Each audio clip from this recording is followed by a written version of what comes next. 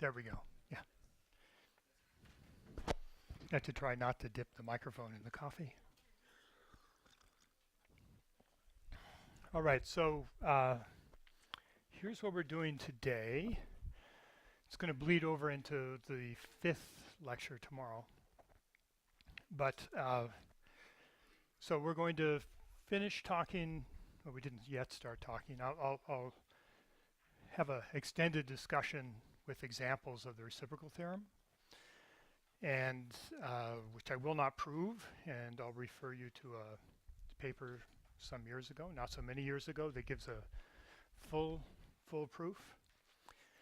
And then I'm going to start building models of interactions of many swimmers. Okay, ending basically continuum models, but I'll stimulate your interest by showing you simulations and some experiments of various sorts. Okay, and then we'll be spending some time doing just kind of classic stability analysis, actually, of these things.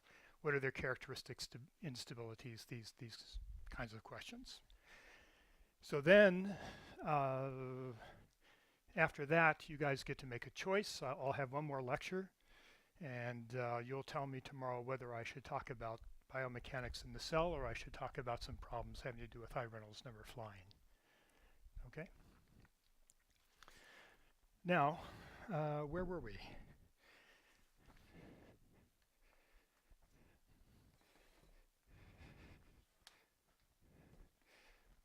I'm a little slow this morning because I've only had 2 cups of coffee so far. I'm working my way through my 3rd. Yeah, I'll try not to make obnoxious swallowing sounds. Okay. So, but last time, I'll just put that integral equation that we got as a consequence of the reciprocal theorem and knowledge of 2 fundamental solutions. So I had a body. It has a velocity, has a boundary. It's exerting a stress on the fluid, which we call zeta, and it has an outward normal.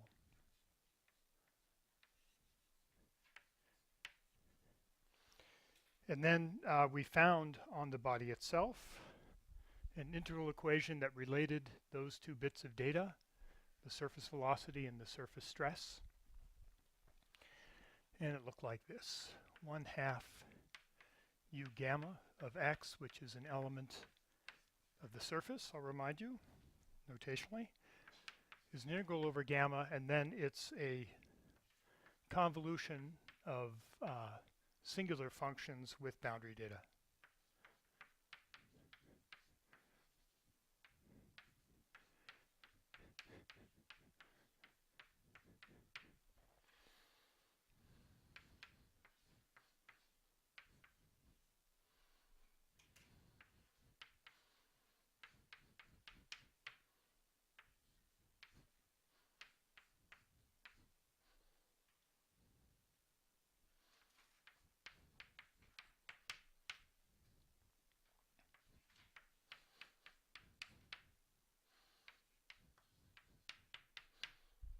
Okay? All right.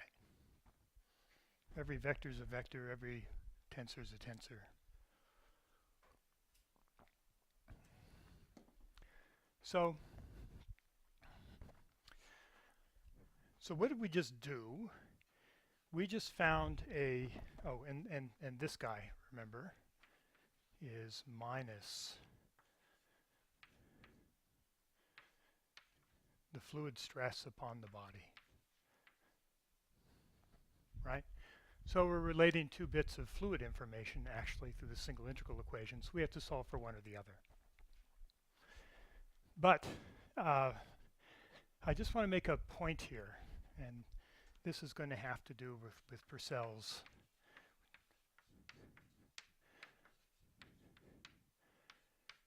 reciprocal theorem.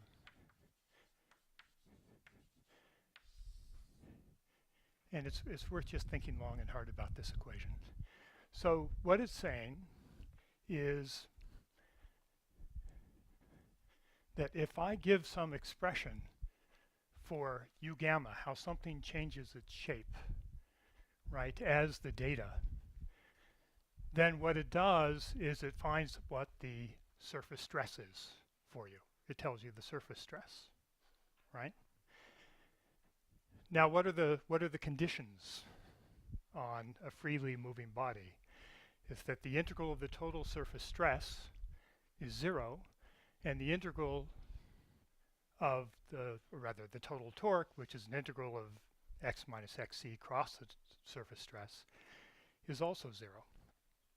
So we have this route, and it just tells you, really, well, let me put it this way here a little bit. Let's say I have this is not the fluid frame.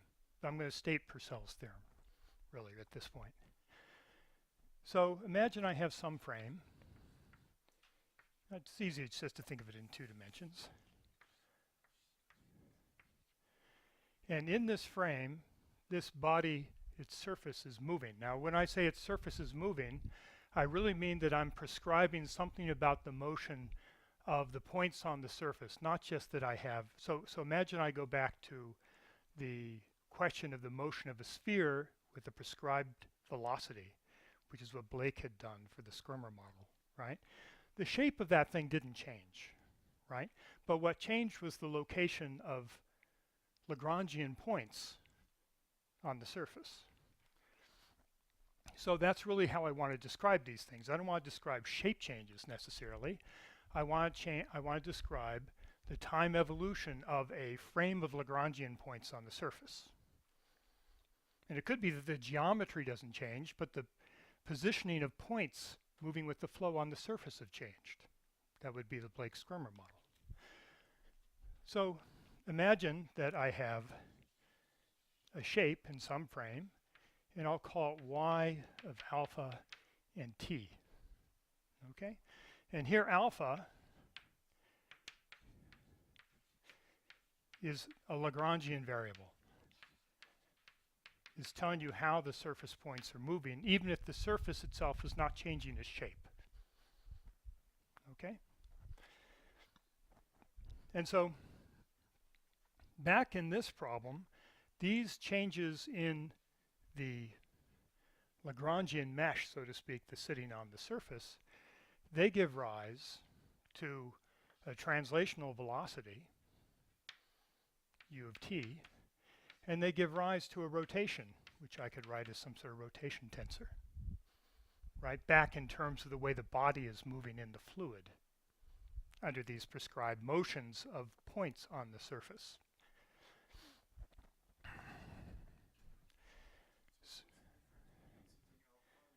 I'm sorry, this should... there's not. Yeah, there's no difference.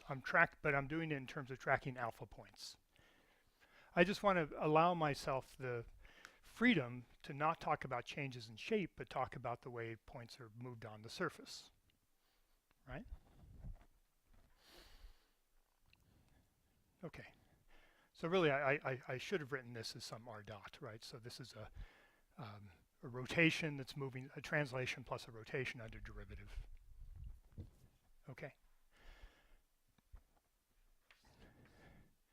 So if I write down these constraints that I have constraints. And my constraint is that the integral over the body, dsx, of zeta of x, that has to be 0. And I have that the integral over the body, dsx,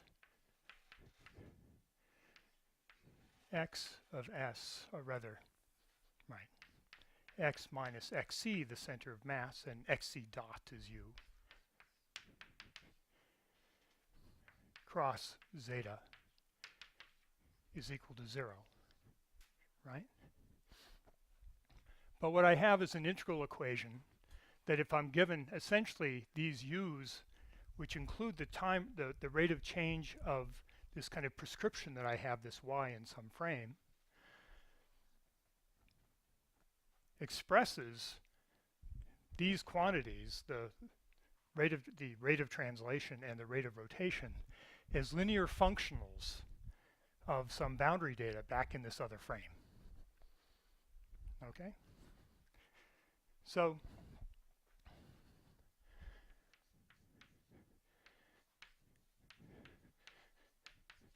these express, what did I call them? U and R dot. And really it should be some time, time rate of rotation is some sort of vector, so I'd have omega across x minus xc in the translation and rotation part. Let's just call it R dot.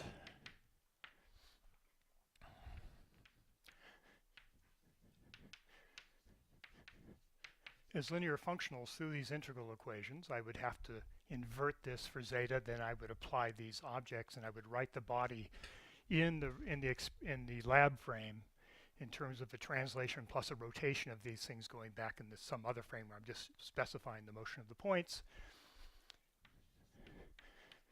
of yt. Okay? dy dt, these guys.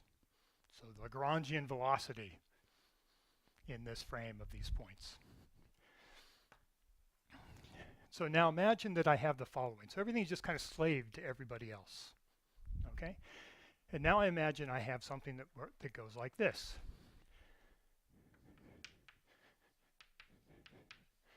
Imagine this is what happens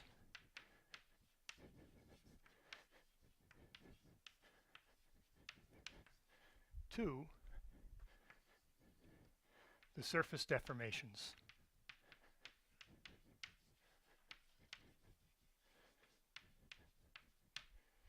You start off with some shape, y of alpha 0. Okay? And then you flow forward in time under some dynamics that you are looking at through your experiment or you've concocted in your own mind. And this thing does something like that.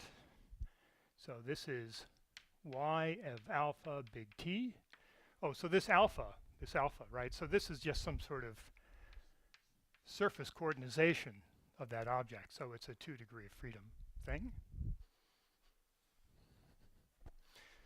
So I have this flow here that took me from one to the other on this time.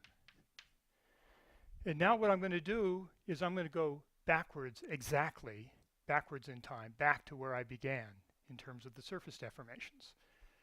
So I end up here. That's supposed to be the same thing as that. So I go here from t less than or equal to t less than or equal to 2t. I just flow backwards all my deformations. Okay?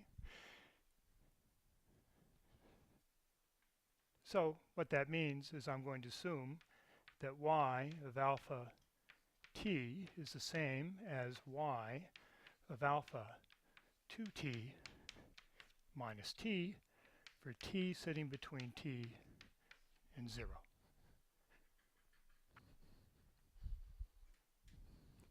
If I take a time derivative through this, then it's saying dy dt at t is the same as minus dy dt at 2t minus t. So I'm just reversing all the velocities.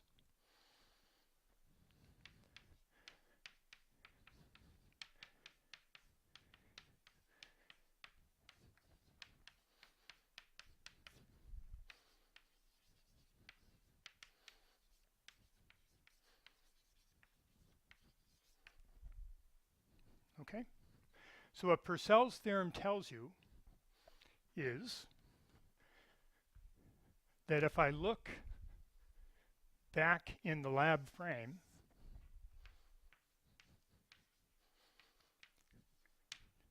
this dynamics just brings me exactly back to where I began. Okay? And that's because all I'm doing is I'm just reversing the sign of the translations and the rotations between the first half and the second half because of the way everything is just linear here as a function of the velocity of these surface deformations. So that's telling you that x of alpha t is going to be identical to x of alpha 2t minus t. That's Purcell's reciprocal theorem. You reverse all the surface deformations, which may involve change in shape or not, but they have to do with the way things are flowing along the surface and perhaps changing shape. If they go forward and then they come backwards, you end up at exactly the same place in the lab frame at the end of it. Okay? So, if you think about, so that's Purcell's reciprocal theorem. It's not the way he said it. Bless you.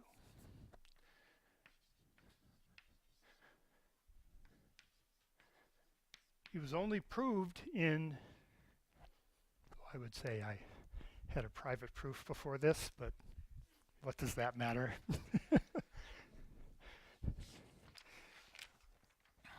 But it was proved in full. Let me get a reference here for you. Kei Ishimoto. It's a person at University of Tokyo. Pardon? He used to be in Tokyo. When he wrote this paper, he was in Tokyo. We're both right. That's the way I like it. And this is the Siam Journal of Applied Mathematics.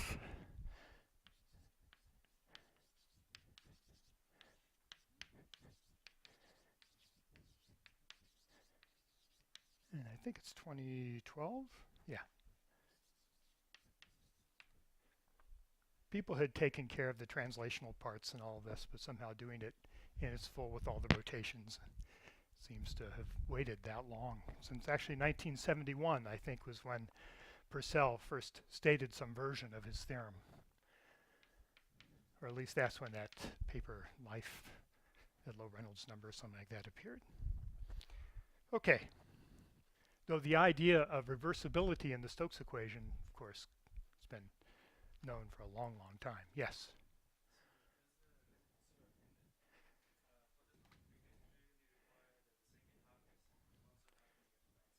Oh, yeah, that's right. Thank you.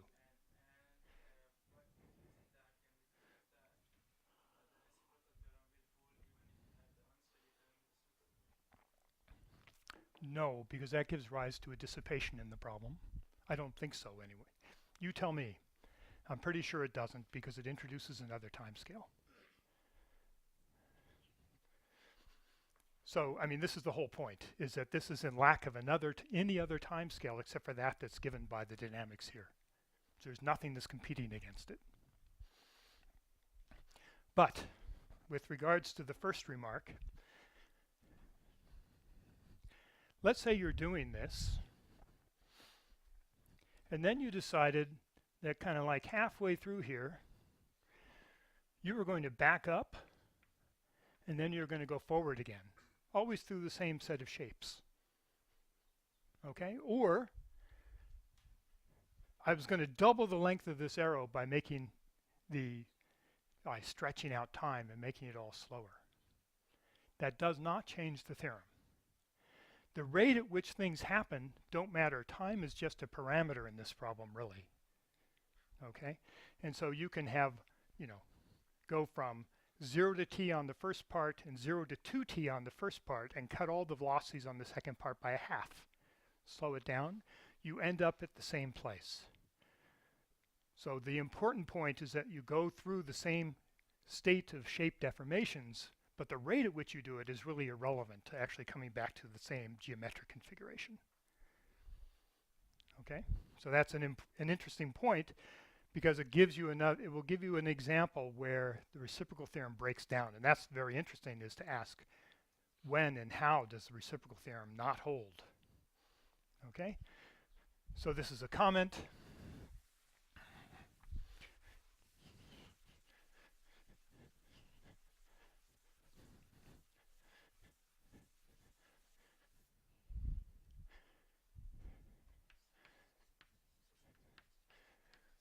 Rates of deformation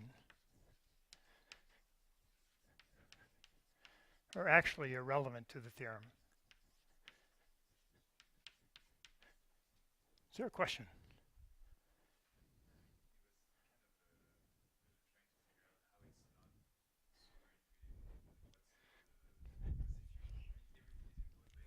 Everything is super intuitive. I completely agree with you. But what I'm saying, when you actually sit down and try to do something which is not just an intuition, oh, that's true, and write it down on a page, say it's intuitively true, turns out to be subtle, mathematically subtle. You have to worry about the rotations, you have to worry about this initial frame and how you're describing the object that you're going to say gives rise to a reversible motion.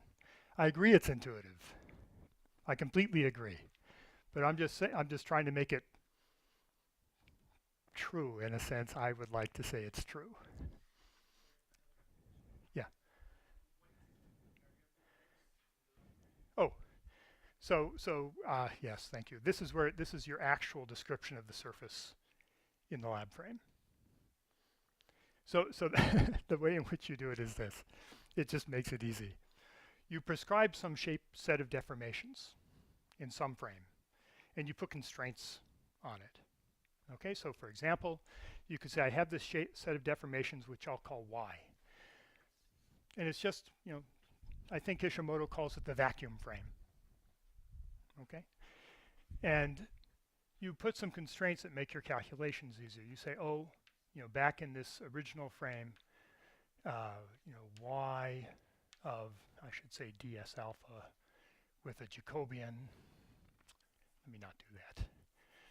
dsy, so in this, what they call the vacuum frame, dsy of y over this surface in the vacuum frame, that always has zero center of mass. So you constrain the center of mass. And then what you do is you say, oh, I'm going to look for, in the lab frame, something which is just a translation plus some sort of rotation on y. And so this is actually just taking that thing that you kind of write down for convenience to have certain properties, and you ask under the dynamics how I determine what the rate of translation and of rotation are through this ansatz. And that's where you get into this kind of story over here. So x is really how it looks to you, where the points are situated in the lab frame. Okay, so the second point is rates of deformation are actually irrelevant. Okay, fast, slow, that kind of thing, as long as you go through the same set of shapes, not shapes, but surface deformations. Okay, so there's this very famous picture.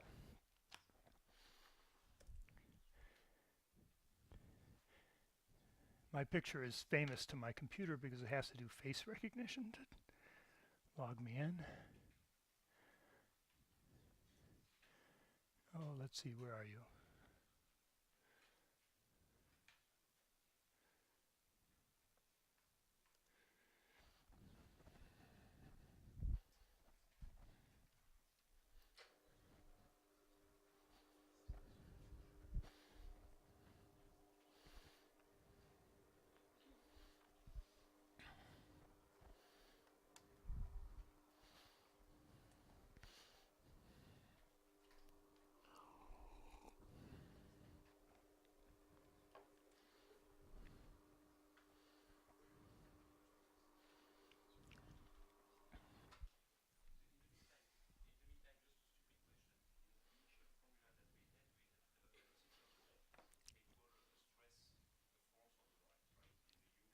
And there's an eta floating around in one of the Green's functions. Yeah. And, oh, there it is. Okay. So there's this famous picture, is that a clam, I guess? No, it's a scallop. That's why they call the scallop there. Yeah, the scallop opens its shell, it moves over to the left a little bit, and then it closes it and it moves to the right. That kind of thing. At low Reynolds number, that's supposed to be the idea.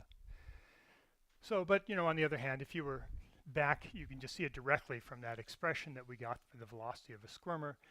If I imagine at t equals 0, I label a couple of surface points, and then I let them flow forward in time, and they move over to here. So it's pushing fluid back. You translate this way, and then, so they first do this, and then you just turn time backwards and you bring them back to where they were. You just have a first order ODE for position. You know you're going to end up exactly where you began, right? So that's just an instance of a surface deformation instantiation of Purcell's scallop theorem. Okay, so it's actually more interesting to ask what can break it. Oh, not that one. Let's go here.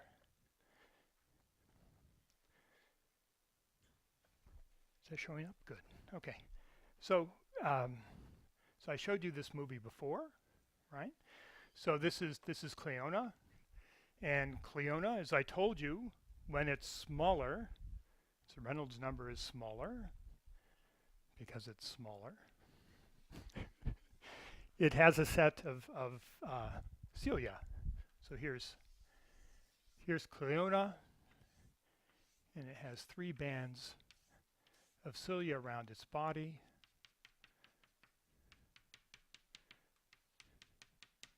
It drives these things back and forth, power and recovery stroke, and it swims forward. Okay? When it reaches, as it reaches adulthood, then what it does is it has a set of wings that were stuck there to the body. They get released and it starts to flap. Okay?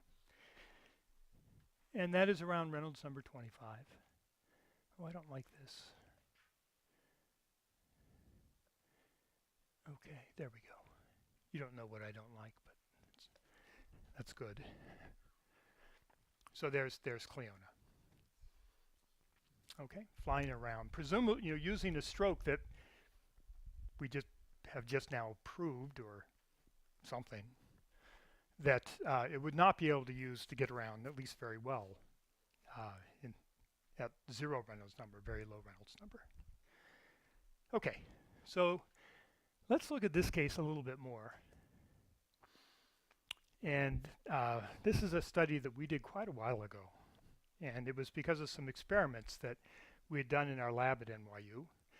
And they were inspired, so that movie comes from my colleague, now retired Steve Childress. And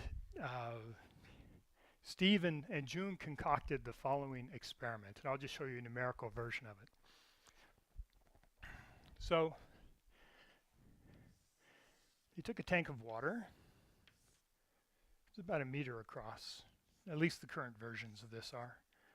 It's about 1 meter. It's filled with water. And what you do is you put a wing inside of there. It's mounted onto a motor, which is just moving it up and down. Okay, so it's got a prescribed up and down velocity, A sine, or displacement, velocity A omega. All right. So you're moving it up and down, and this thing is free to rotate one direction or the other. It's on a bearing, so this can rotate one way or the other.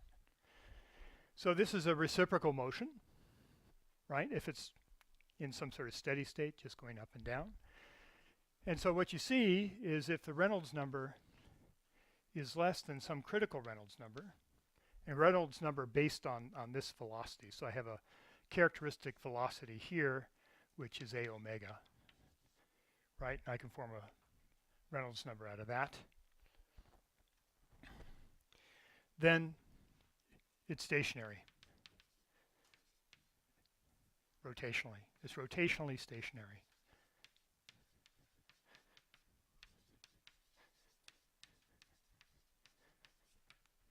Which means I give it a little tap and it will move a bit. If I give it a little tap in the azimuthal direction, it will move a little bit and then just slow and just start going up and down again. But once it crosses this critical Reynolds number, then it rotates. And it rotates persistently in one direction.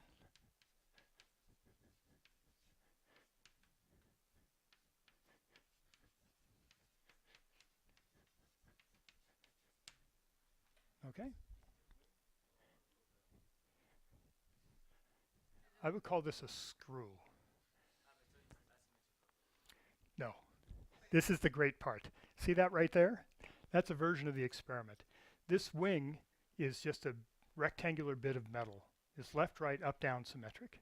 There's no camber, there's no airfoil, nothing. There's nothing that breaks symmetry except possibly its interaction with the fluid. Okay?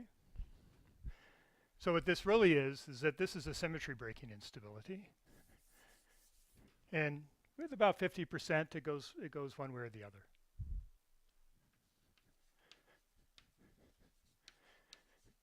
So that's interesting by itself. The other part that's interesting is what this persistent motion looks like. So I pulled out of old PowerPoint talks some animations that I couldn't run inside of PowerPoint at this point, so I had to bring in other things. So here's what happens. Yes, VLC, of course. Stop that. What is that? Is that cancel? Yeah, it's trying to update itself or something. Okay. Let me do that again. They're just flapping up and down. I think this is Reynolds number around 5 or something like that. So what you see is you're leaving behind these vortices, which are rapidly dissipating. They're the vortices that you just get from translation. It stays symmetric, they rapidly dissipate. And this actually started off with a slight perturbation pushing it one way or the other. I don't remember which. Okay, nothing happens. So this is talking about breaking the reciprocal theorem by inertia in the fluid and inertia in the body in some interesting way. Oh, that's Reynolds number 10. Okay, so when I say m equal to 1, I have to say what the inertia of the body is, right? I need to say what the mass of the body is. So when I say m equal to 1, I mean the mass of the body divided by the mass of the displaced fluid. So it's density matched. Now when I think about Cleona Antarctica, its body is more or less it's a little bit heavier, right? But it's not a lot heavier than the fluid. But those wings have to carry around this big fat body, so there's an added mass in the problem. It's got to drag that stuff around. Okay, so let's increase the Reynolds number by a factor of 3.5. So I'm just driving it 3.5 times faster. Broke symmetry. This is not a very good swimmer. But it didn't stay in the same place, right? No, there's no boundary. This is actually a nice calculation where the real boundary is way out there. So this is open flow as far as the body is concerned. Okay, so now, but one thing to notice is that the vortices are much more discrete. They become more displaced from the body, and then you get a symmetry breaking of the vortex wake. And it's more or less at the same place that you get symmetry break. If you just constrain it to move up and down straight, and you look for you look for symmetry breaking in the wake through the classic, geez, what's his name? The German guy. Help me out. Asymmetric wakes. Say it? I hear this muttering. Von Karman, thank you very much.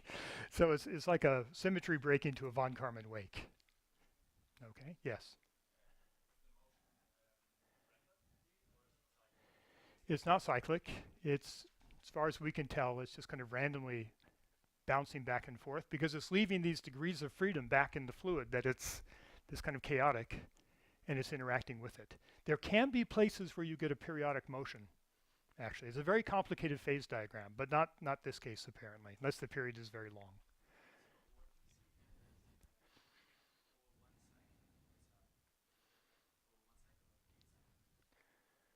I'm not sure what you mean by that. I'm showing you the time dynamics of it, right? And it's going through, maybe in this movie, about 20 cycles. Right, moving up and down, up and down, up and down. Not in this case, no. No, and in fact, the one I'm about to show you, I believe it takes off in one particular direction, but the initial perturbation was a little bit of velocity to the right, and it ends up going to the left. So you can try to prejudice it, but it doesn't always work. Yeah. This is 2D. That's right.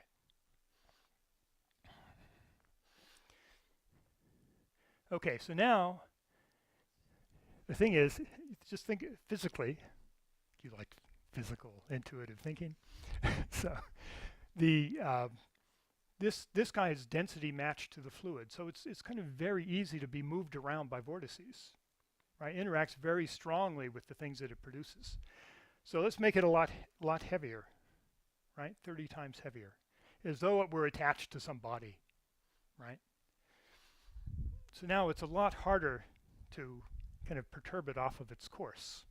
It's got much more inertia, potentially.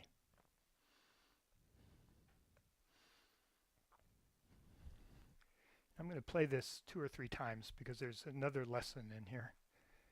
Watch here. Vortex, dipole, vortex, dipole, vortex, dipole, vortex, dipole. Okay, so what happens in this? Now it's in a von Karman wake, right? It's left behind this steady wake of alternating signed vortices. If you look at the direction in which these vortices are moving, this guy's spinning this way down here. The red ones are spinning this way here. It's pumping fluid through the wake in the opposite direction. That gives you, so that's what does the momentum balance for you. Pick up a certain amount of momentum with the body moving to the left, and you have to have an equal and opposite momentum in the fluid, because the total momentum has to be conserved and starting off very near 0. Okay, so you have a symmetry breaking instability that leads to forward flight with total momentum conservation, where you're just exchanging momentum with the fluid. Okay, so, but I'm going to play this again, but if I talk about higher Reynolds number stuff, there's a piece in this that will be important, so there'll be 2 pieces. One is what's called a thrust wake.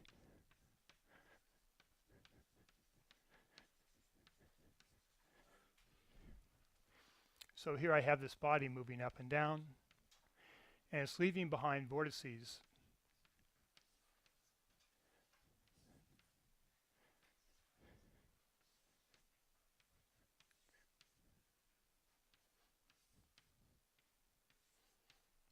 that look like that. So that's called a thrust wake. All right, so you can think of this as having a jet of fluid being pushed up the middle.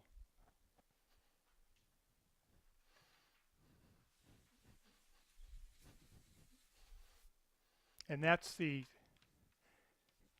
you just turned all the vortices around, and instead of having a body that's moving, you just were holding a body against the flow. In the classical case, you're just holding a lollipop on a stick, and you're gaining alternating wake instability. Alternate shedding off of the surface. And in this case, you're pushing fluid in that direction.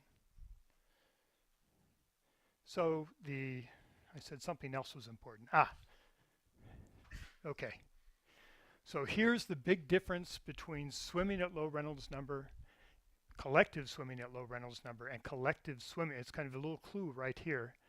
Collective swimming at higher Reynolds number is that what you saw was you have this symmetry breaking in the wake. It leads to this kind of messy, time-dependent bunch of vortices.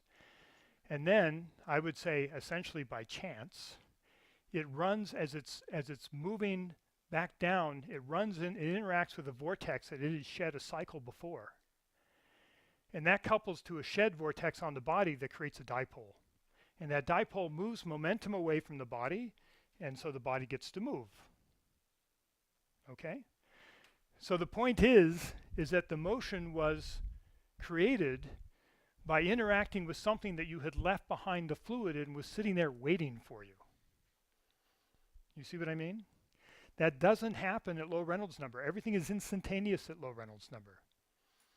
While at higher Reynolds number, things sit there and they give you a time delay aspect in the problem because they're waiting for you to interact with them. It's a memory. It's exactly a memory. So high Reynolds number problems are fluids with memory. And interaction of flyers is a interaction of things that were in the past left you something, another vortex. So they have time delay aspects in them. This makes it hard. That's what makes the high Reynolds number stuff hard. If you're trying to understand interactions of things that are shedding vortices, you have to account for the fact that the vortices live for a while and sit there and wait. Yeah. Yeah. Well, that's very interesting.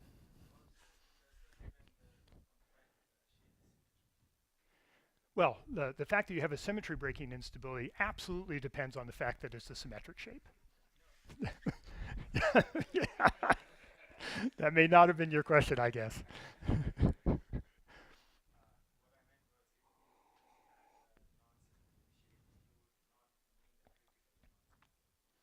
And then it would be possibly much less interesting. But I'll show you that it's still interesting.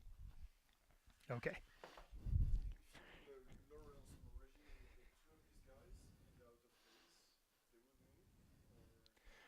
Yeah, that was I have to.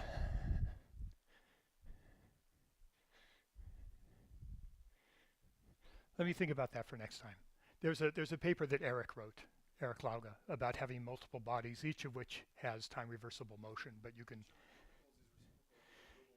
yeah, I think you can make a wave if you could do it that way. Yeah, you could make a wave and then it would move. Yeah, there's the answer. Thank you, Julia. Okay, so now let me talk about smaller Reynolds numbers, right? Because I've introduced inertia into the problem already, and we've lost any formal reversibility. Here I'm really talking about stability, right? So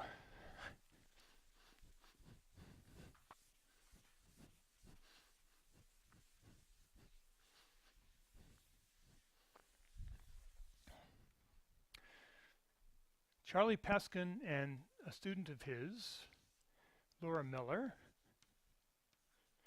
Oh, so this is work I did with Silas Albin, actually over a decade ago. So this is Silas Albin. I think it's a PNAS in 2004 or something like that.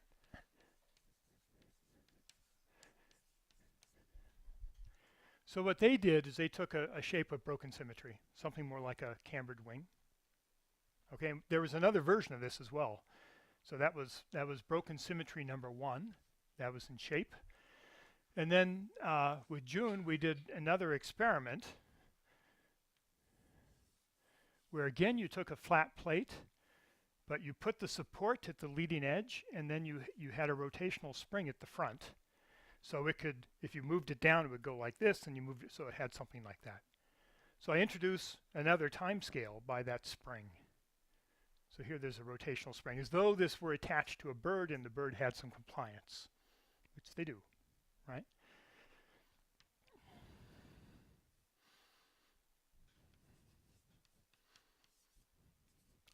But in one sense, the results are consistent with each other.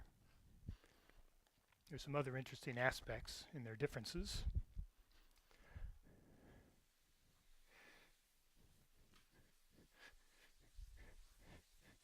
Yeah, so this is Laura Miller. And then this was Saverio Spagnoli. That was part of his thesis, actually.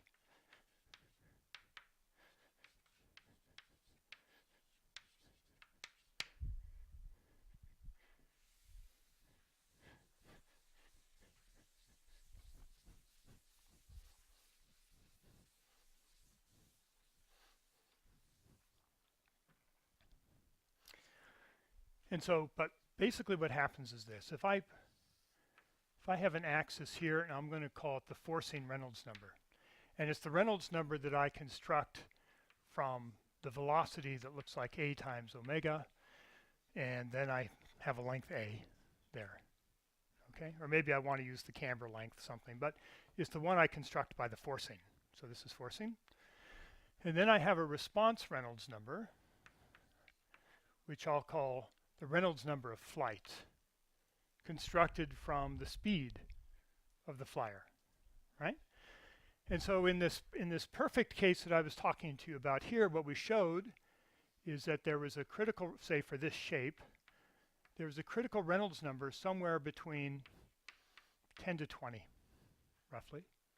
And this is very characteristic, is that really where you, in lots of problems where you transition from having vortices being able to do things for you or having symmetry breaking, it's not one, it's, you know, what does Reynolds number order 1 mean? It means it's something times 1, and that something times 1 is 10 or 20 or something like that. So then what we found is that we had this stable place, and then there was a, I'm going to write down the, this is not analysis, this is observation, and then there's a some sort of, I think it's more kind of transcritical than supercritical, but anyway, some sort of bifurcation, and then you start to fly along, okay? And it depended in complicated ways on the mass ratio as well. So then if you do either of these cases, it really looks something like, of course this is, you know, up-down symmetric if I wanted to have a negative velocity down here in the Reynolds number definition, something like that. So it's symmetry breaking. So, but in either of these cases, you will go in one direction to the left in both cases, and it looks something like this. You grow very, very slowly, and then when you hit this regime, then you take off. Okay?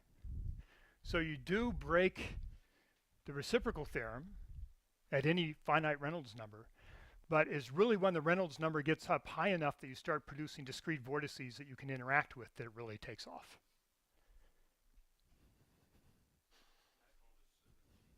What's that? Oh, sorry. This one, yeah, this is for the set of simulations I just showed you. So this is the symmetric case. Symmetric wing. And this is a broken symmetry wing in one way or another.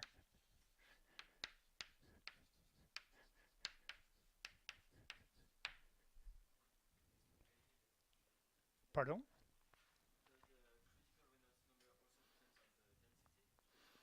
Yes, it will. It depends on lots of things, but you know, it will move around, but the main thing it depends on is whether you have symmetry breaking in the wake structure. And that's a fluid thing. So it's more or less always around here. That's what I'm saying. But it's, you know, the Hopf bifurcation that gives you a von Karman wake is somewhere around 25 to 50, 20, you know, something like that. So there's an underlying symmetry breaking instability in the wake structure that can depend on body shape, but it's the wake it's the fluid. Yeah.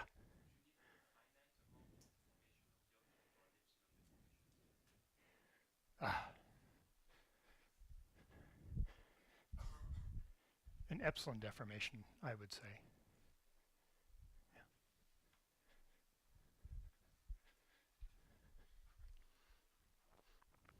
Yeah.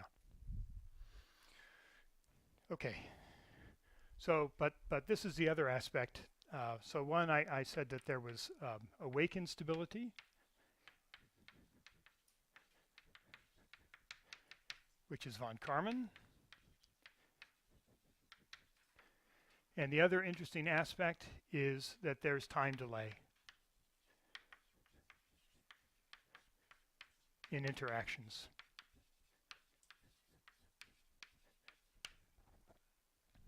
Okay. Now let me give you another example. And this is what happens if you make the fluid have another time scale, which is not inertial, but comes from elasticity. Okay? So there's this famous movie, but it's very long, which shows G.I. Taylor, you know, putting some dye on the top of a bunch of corn syrup and doing this, and it comes back to a nice round drop, right? So there's Taylor's famous video of flow reversibility for Stokes. But let me just show you a not so famous video. And so this is from a paper actually of mine with Lisa Fauci and Joey Turan. How many of you know who Lisa Fauci is? Some of you? Yeah, I mean, she was in this whole low Reynolds number locomotion problem well before anybody else was in it, before it became kind of popular in applied math and physics. She's been kind of ahead of the game oftentimes in lots of different ways. So, but here's a simulation. It's the Stokes equation. And it's a simulation where you just have a couple of pegs that are turning, and then you're going to reverse the direction of the pegs. So there's some time. So really, you know, the motion of the peg, there's no free motion here. I just showed you that on the previous one. But what we're really looking at is what happens in the fluid. Hopefully. That's what's going on. So there it goes. I've forgotten what the colors are. Maybe vorticity, I'm guessing. And you're just seeing how this kind of die mark, bunch of points that say Reynolds number much less than 1, is being wrapped up. And then you're coming back. And this is Stokes. And it does exactly, this is a way of checking the order of your code. Sorry, I can't get it to stop at the end. It's very irritating. But what it does is it comes back right to where it began. Okay?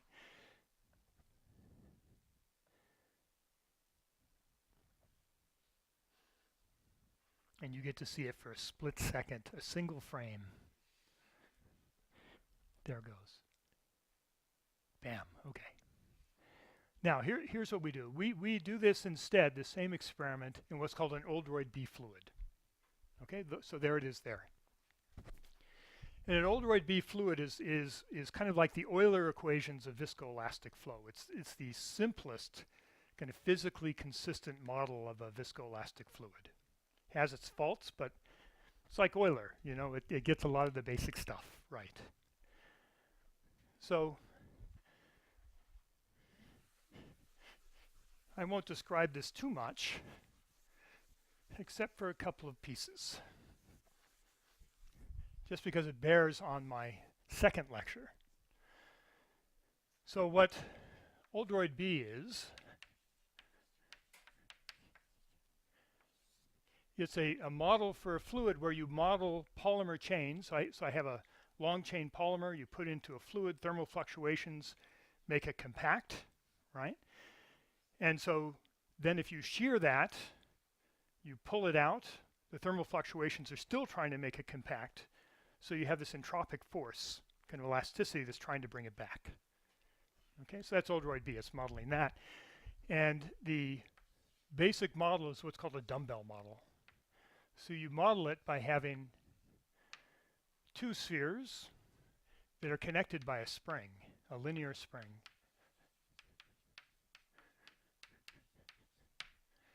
Now I'm going to call this displacement vector between them. I'm going to call that R. Okay? And so the dynamics of these two springs looks something like this. R dot is grad U R. You've seen this before. It says this thing, well, there's a translation and a rotation on this pair, and it's sitting inside of some flow, right?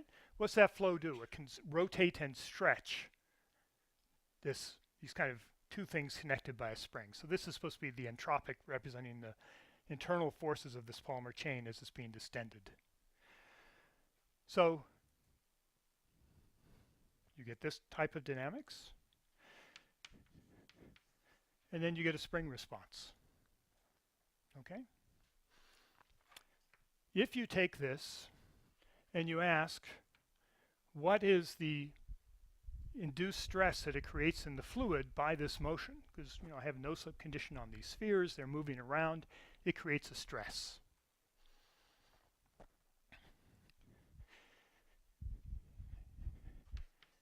And there's this famous formula, which I'll probably end up writing down tomorrow. Bachelor's formula, which tells you that the induced stress in some volume, so imagine I have some volume in the fluid. It's a small volume, so let's give it a length scale LB. And this length scale is much less than the length scale of the system and much bigger than the length scale of this. Or let's call this the length scale, some RC, the size of the coil. And so it's filled up with these things. Then the extra stress, the volume average stress that you get from having those things inside of a Newtonian fluid looks like, and I'm going to drop a bunch of factors, it's going to look something like K times the average over the volume of R transpose R. Okay? So that's the extra stress that you create by having this be able to stretch something and store energy into a stretch, and then it will relax. So I just want to remind you of something I said a couple of lectures ago. If I have a dynamics that looks like this, that first part, R dot is grad U R, right? And I form a tensor that has this form from it, RR transpose. I told you I ended up getting this thing called an upper convective derivative for the transport of that tensor. So that's the upper convective derivative that comes from doing a kinetic theory for this whole bunch of dumbbells, okay? And moving to a continuum theory, just a continuum theory where you've averaged out some degrees of freedom. Actually, it's an exact closure, as a matter of fact. So you end up getting that you have a Stokes equation driven by an extra stress. So this is called an extra stress. It's created by all these objects in the fluid. And they have this relaxational dynamics. So that's that upper convective derivative is multiplied by a dimensionless number called the Weisenberg number, which is a dimensionless relaxation time of this polymer coil model. And it's trying to relax down to some isotropic state. Okay? So that's why it appears. That's why in this model you have this particular kind of transport derivative. So I'll just write it down for you again.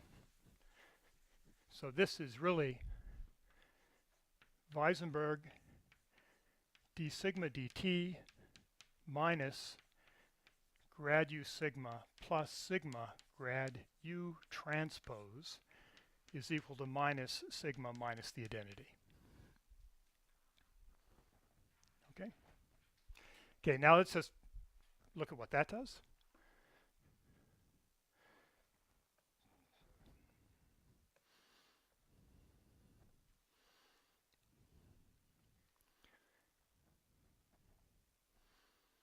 Now what I'm showing is the polymer stress stored in the fluid, actually the trace of this sigma tensor.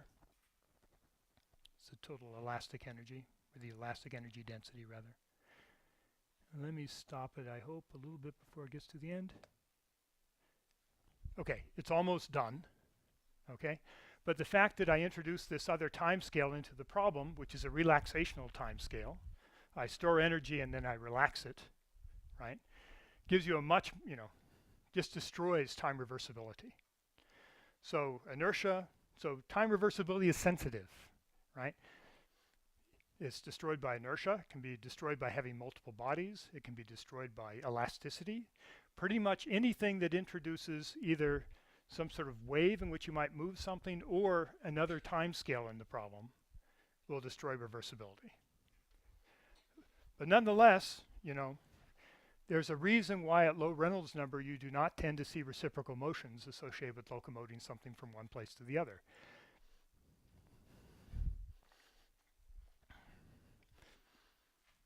Yeah, this always looked to me like a couple of clowns at the end, kind of, having a laugh. Yeah.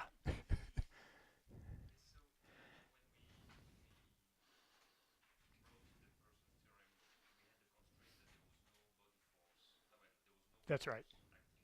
Yeah. Well, it's still the case that these guys are moving under zero force. Okay, because that had to do with the scaling of the inertial terms of the body. Right, so long as it's overdamped by something in the system, viscosity, maybe there are other things, but as long as you say that your damping is controlled by the Reynolds number, then you can say it's zero force. Because no matter what you have, if I have a total stress tensor, let's say I'm solving something like this. Divergence of sigma Newtonian plus this sigma elasticity is equal to 0. That's what we're solving there. Okay? Then, you know, for the body, what it sees is still an integral of this total sigma dot n, right? And if you choose to scale, and it's reasonable to do so, on the viscous scaling that's associated with going to low Reynolds number, which is where this guy sits, right? Then you'll end up with a Reynolds number here again. And so now your zero total force will be both the fluid force plus the elasticity force. But it's still going to have to be 0. Oh, yeah. That's right, but translationally there was no inertia. But yeah, that's right. There was a constraint force that said I do the force I need to do to move this guy up and down on this orbit.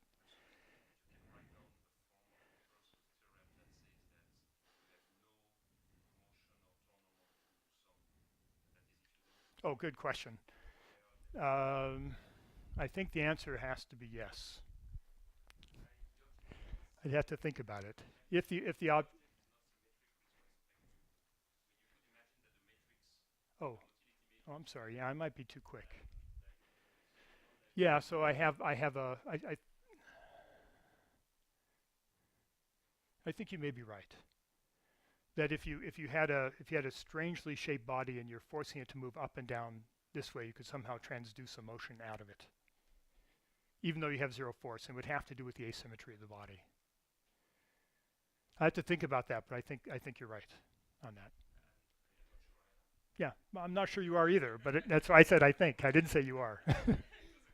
Yeah. Okay. So that's Purcell's stuff. And that was why somewhere back here I had this picture showing all these different modes of locomotion, you know. All moving fluid in one direction through undulation, rotating a screw which creates a wave, things like that. Okay, now I'm going to stop that. That's single swimmer stuff in kind of rough sketch. And people have spent the past 20 years or more now working out all sorts of different cases of swimming, how things move, all these odd creatures off in the world that do things, how they interact with surfaces and with fluids and these kinds of things. Yes? Yeah. No, I'm not going to move to that. I'm going to leave that. Yeah, we're going to move to something else.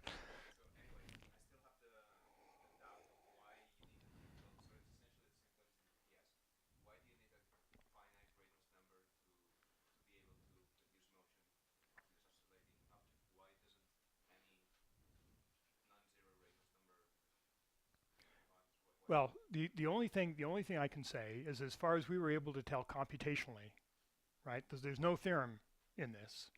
So from our simulations, we found that if you had a symmetric body, there was a range of Reynolds number over which, if you gave it a perturbation, it would just relax, and you go back to just going up and down. As soon as you break a symmetry of the body in one way or another, it will move at finite Reynolds number. I'm not saying it doesn't. I'm saying for the symmetry breaking case, our observation, and it's only an observation, you can doubt it or not, you know. Okay? Yeah. Okay. Let me stop that. And so I just want to start setting up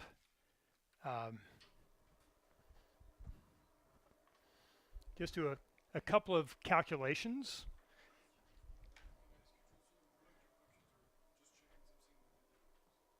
Just unplug it? Sure. Is that okay?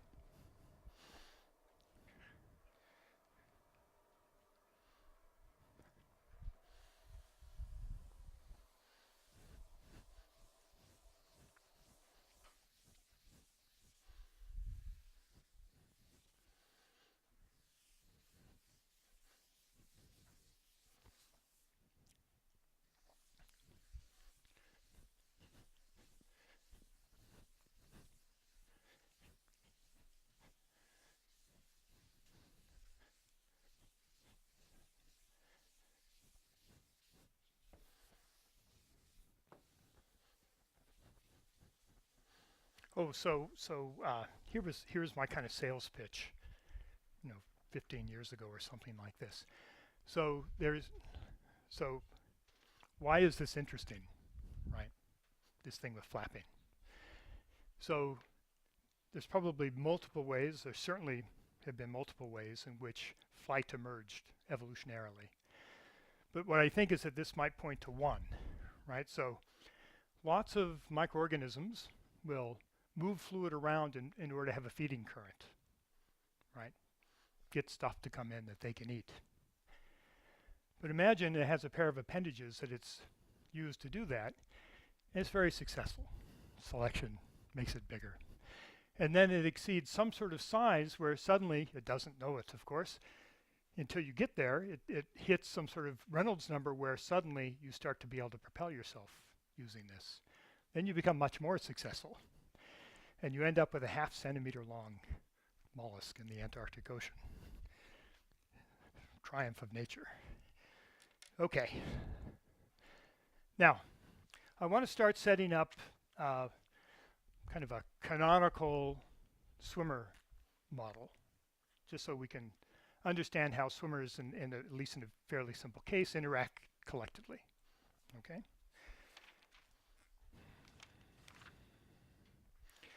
So I just need a little bit of technical stuff and a couple of calculations. And we're going to build this on top of what's called slender body theory. So we're really going to be thinking, you can generalize this to anything that's really described by, in its rotations as described by Jeffrey's equation, like Blake Squirmers or something like that, have this kind of omega floating around. But it says the following, and if you want to read, the references are in the notes. Okay, so what I'm going to do is I'm going to take what's called local slender body theory, and this is an asymptotic reduction of the dynamics of a long, skinny thing moving in a Stokes fluid. So in my world, in the world of the next hour and a half, bacteria are going to be long, skinny things. Chlamydomonas are going to be long, skinny things. Okay, is that okay? Okay. Everybody looks like they need some coffee, so I'll have some. That was for you. So let's say I have an object and I have its center line, I'll write as x of st, and here s is just arc length relative to some reference point. It could be, it's convenient to have it to be signed at times, and you'll see that. And then it's really the center line of a axisymmetric, locally axisymmetric body.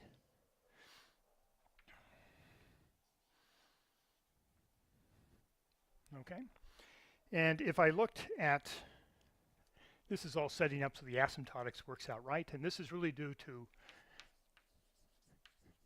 Keller and Rubinow. Oh geez, what year was that?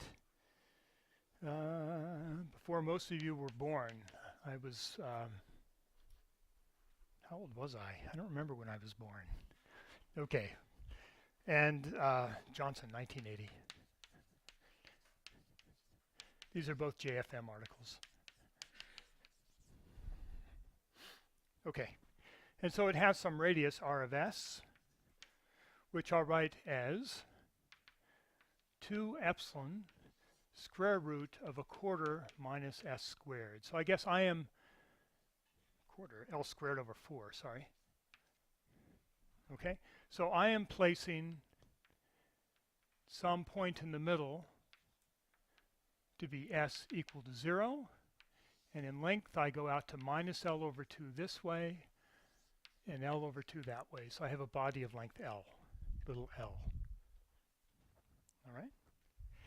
And so if I look at r at s equals 0, this is going to be epsilon times L. Epsilon is the radius of this body divided by L. It's the aspect ratio times L, so it's just the radius. It's just a bit of moving things around. And so, but really this epsilon is my dimensionless small parameter that I'm going to do an expansion in. Okay? So it's a long wave expansion of the dynamics of a long skinny thing. Okay?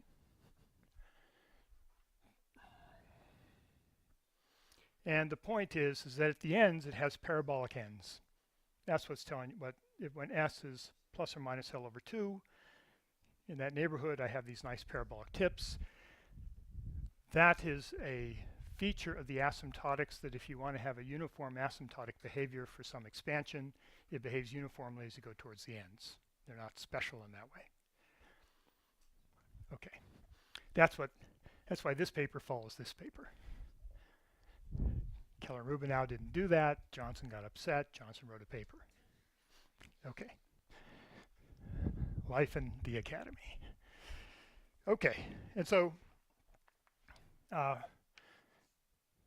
now it turns out that a relevant parameter in this is the absolute, no, let me just say, is log of epsilon squared times E. Okay? We're assuming that epsilon is small, so that log is large. All right? And it shows up in the asymptotics. Of course, this is less than 0. Negatively large. And I'm going to define a rescaled viscosity, which is 8 pi mu over mod C. Yeah. What? 2.71.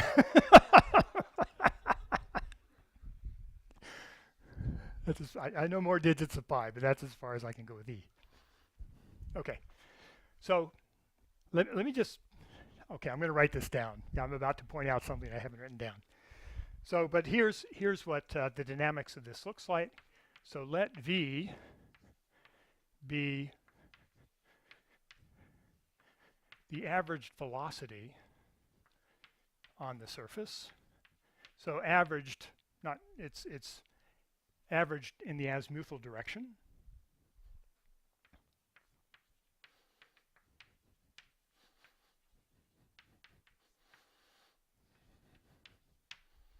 Okay, and I'm going to define F to be F of ST to be R of ST, the radius, or that's not dependent on time, so just R of S.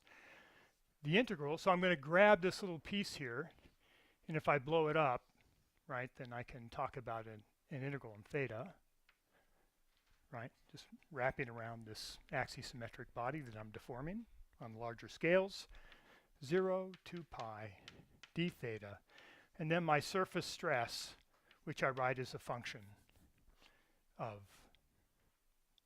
S and theta. Okay?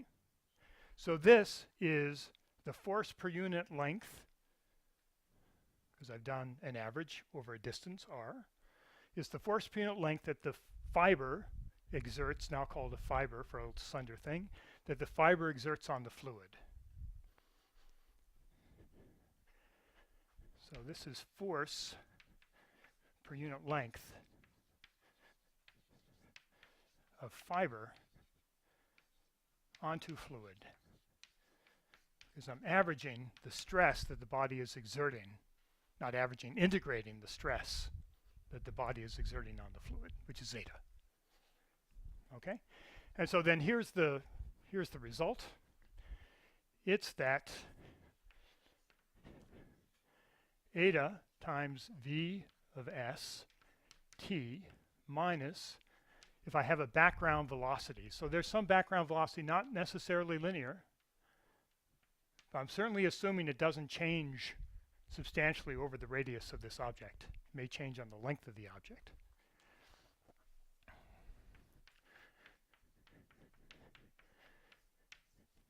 So eta times this average velocity, which I have a no slip condition, will just be the motion of the center line, essentially, is I plus xs transpose on f. Okay, that's, and there are error terms, plus O of non-local higher order terms. But this is completely local.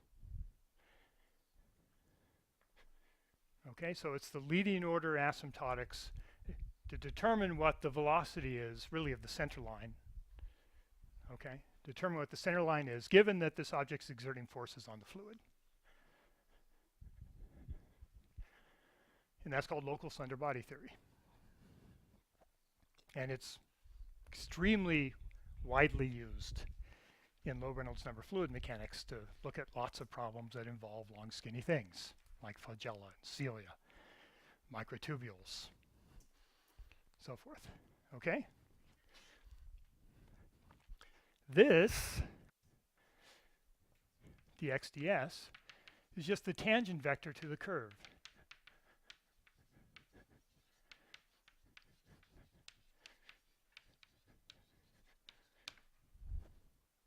Right? So you should start to recognize why something might have this form. And that has to do with the structure of the Stokes kernel. Okay? The Stokes kernel, S, looks like 1 over 8 pi mu. 8 pi. And then it's I plus x hat over mod x. Right? That's the Stokes kernel.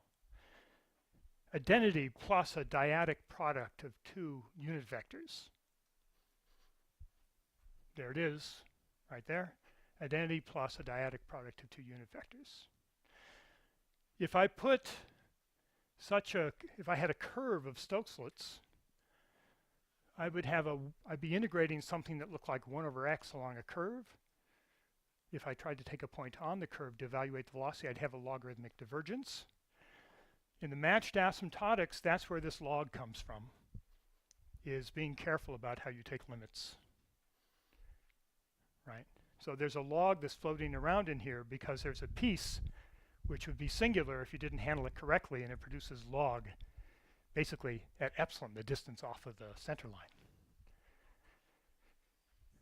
Okay, so these non-local higher order terms are very interesting, but I don't have time to talk about them, and I don't need them.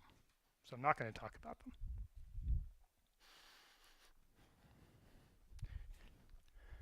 Okay. You know, I only like white chalk. I don't like the colored. It doesn't show up brightly. And we're running out, organizer. Oh, there are. Okay. Oh, yeah, great. It's a treasure trove. Thank you very much. Okay. So, but let's use this to do some calculations. Okay, yeah.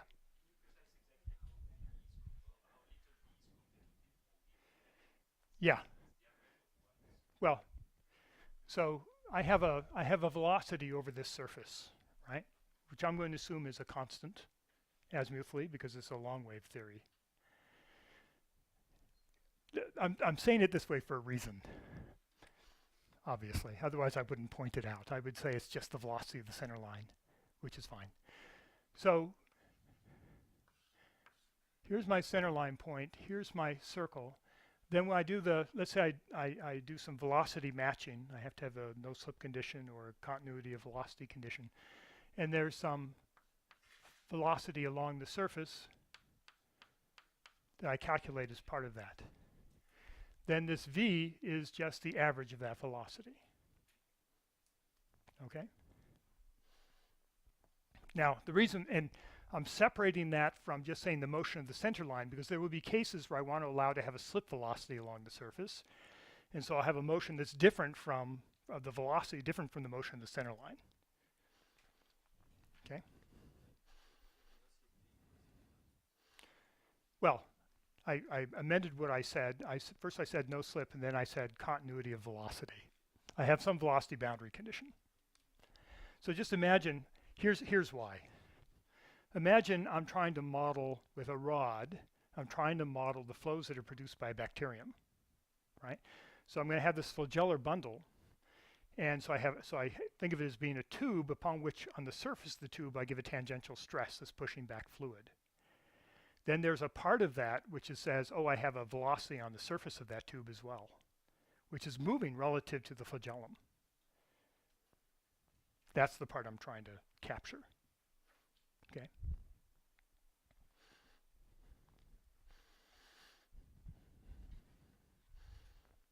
Okay.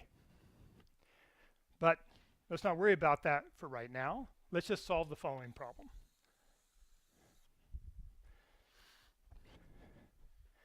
So,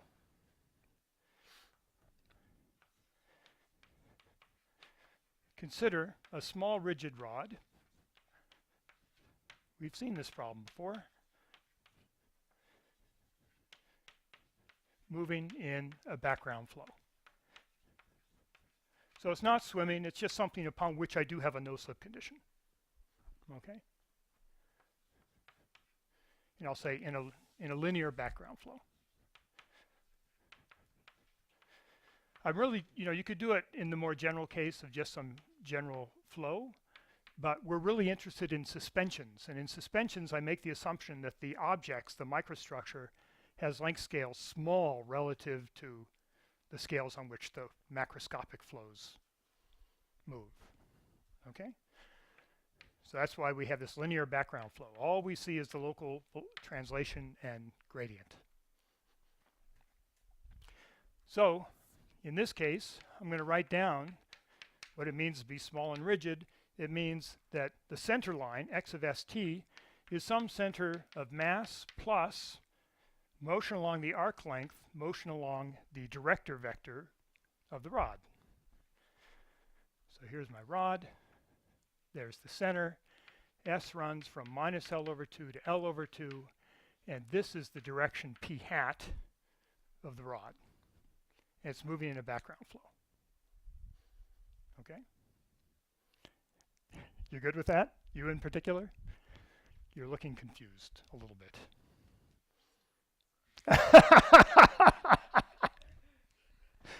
Which is often the same thing as confusion, but there's nothing you can do about it by having it explained to you in that case. Okay. It's more like I'm trying to keep my eyes open. Okay. Yeah, I heard a lot of activity last night, actually. So at 11 o'clock I was going to sleep. I hear people knocking on doors. I hear steps running around, voices. Not saying that was you. I'm just saying there were a lot. People were up partying last night apparently, doing something. Okay. So then if I calculate dx dt, and here I'm just going to say that's v because if I have no slip condition, then the motion of the center line is the same thing as v. So this is v, and that's equal to xc dot plus sp hat dot.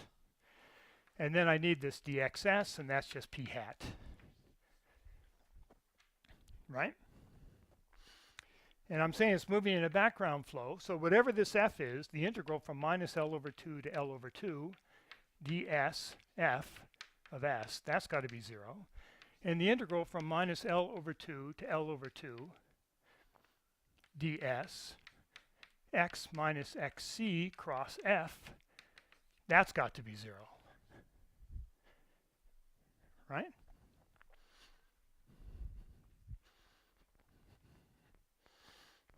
Okay, so that's the problem, and we can solve it with this equation. And I'm just going to, so we have 5 minutes, I'm just going to write down the solution and I'll leave it as an exercise.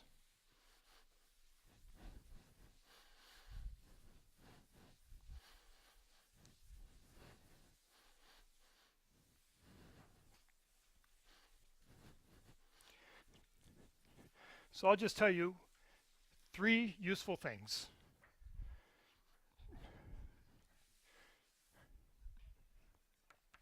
One useful thing. The inverse of the operator I plus p hat transpose minus 1 is I minus 1/2 p hat transpose. So that's how you invert that guy. Okay. The second, if I look at p cross some vector g, that's the same as I minus, wait, now I'm going to screw myself up. Yes, I minus p transpose on g. You remember this guy, right? That shows up in p cross. I don't know, what do you want me to do? Yeah, okay. And then 3, there's a third, but I don't remember what it is.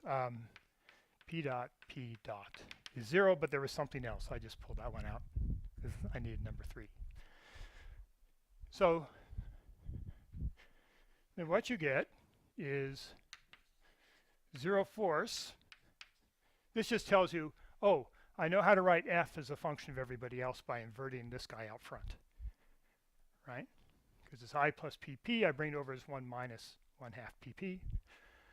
0 force just gives me that xc dot is u of xc. Because remember I've written under this assumption that it's a small rod, I write this, I linearize around the center of mass.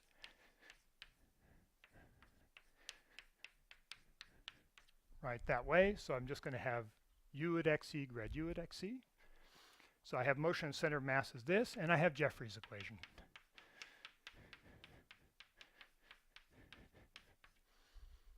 Okay?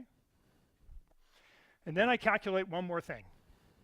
I calculate the force per unit length that this object exerts on the fluid as it is being rotated, translated.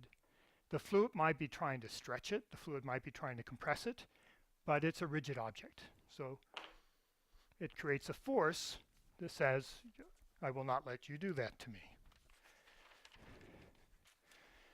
And that force is linear in S. So it's minus S eta over 2 pp transpose contracted against grad u. We're going to keep seeing something like this, okay, times p. So this is a scalar. That's a contraction of 2 tensors, so it's a scalar. 2 tensors of the same rank. Yes? Oh, g is just any old thing you want. I'm just saying this is an identity for any g. Okay? For any vector g. And you'll use it in this calculation. Yeah. So that's a scalar. So this is saying that f is linear in S and in the direction p.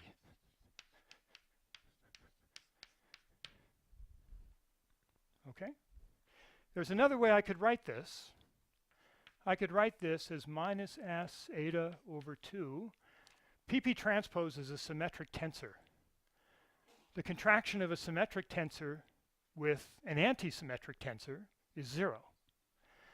That means I can write this as both its symmetric and anti-symmetric parts, E plus W. The contraction of pp transpose against W is 0. So I could rewrite this as pp transpose contracted against the symmetric rate of strain tensor times p. Okay? Now we're running out of time, but I'm going to write down one more result. I've mentioned Bachelor's formula a couple of times, and Bachelor's formula tells us how to calculate this added volume averaged stress to the fluid from something moving in it. So Bachelor's formula, what this tells us is that the single particle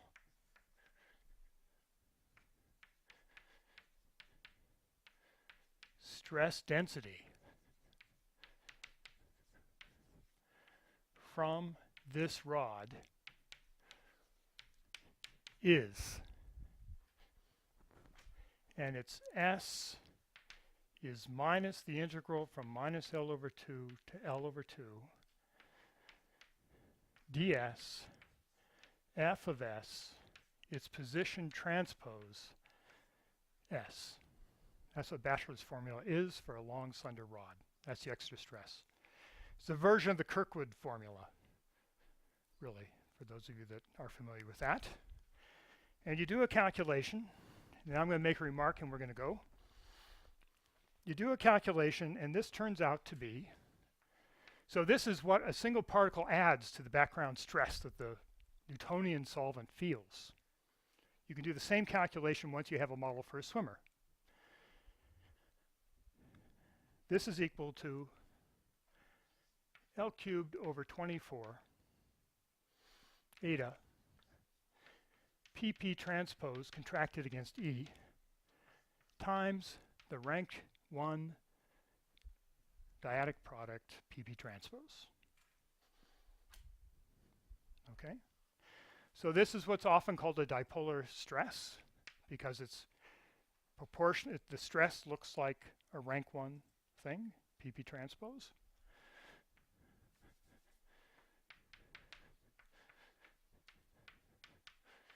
You can interpret this as arising from the force dipole that arises because this rod is not letting itself be stretched or compressed by the flow, despite the rotation.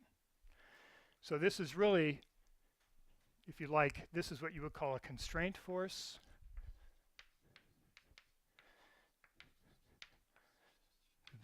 The rod is rigid, and this is a constraint stress.